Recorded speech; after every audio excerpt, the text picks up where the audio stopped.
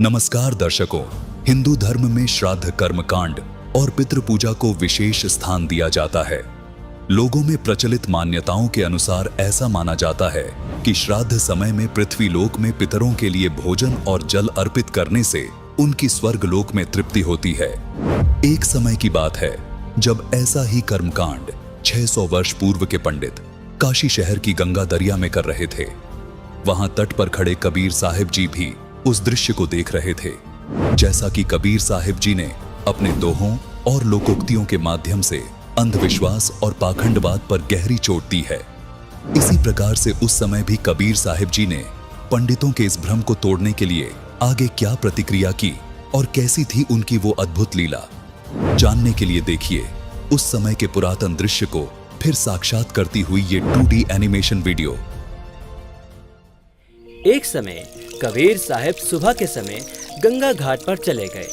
वहां ब्राह्मण लोग सूर्य के सामने मुख करके गंगा जल हाथ में लेकर मंत्रों का उच्चारण करते हुए जल सूर्य को अर्पित कर रहे थे।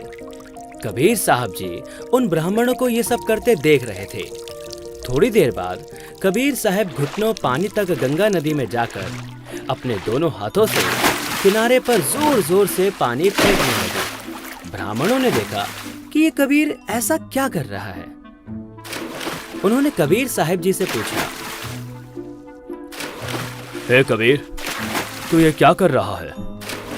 हे ब्राह्मण, मैंने आपसे नहीं पूछा कि आप क्या कर रहे थे, तो फिर आप मुझसे क्यों पूछ रहे हो कि मैं क्या कर रहा हूं?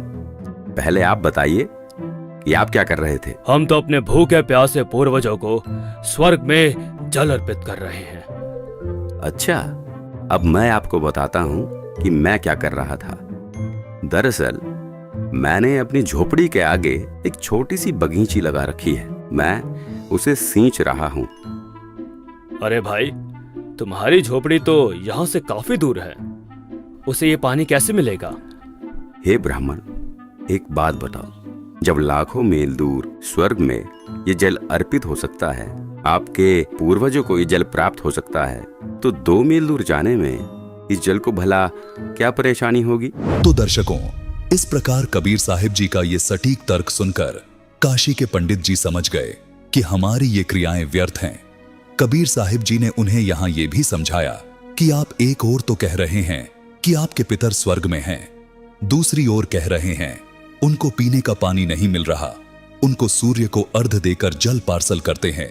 यदि स्वर्ग में पीने के पानी का ही अभाव है तो उसे स्वर्ग नहीं कह सकते, वह तो रेगिस्तान होगा।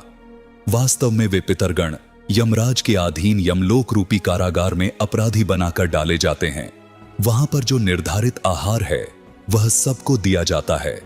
जब पृथ्वी पर बनी कारागार में कोई भी कैदी भोजन के बिना नहीं रहता, सबको खाना पानी मिलता है, तो यमलोक वाली कारागार जो निरंजन काल ने बनाई है उसमें भी भोजन और पानी का अभाव नहीं है।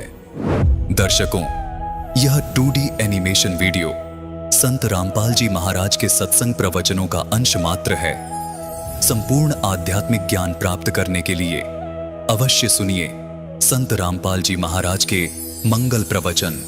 संत रामपाल जी महाराज के मंगल प्रवचन सुनने के लिए आज ही प्ले स्टोर से डाउनलोड करें संत रामपाल जी महाराज ऐप और सब्सक्राइब करें हमारा YouTube चैनल संत रामपाल जी महाराज।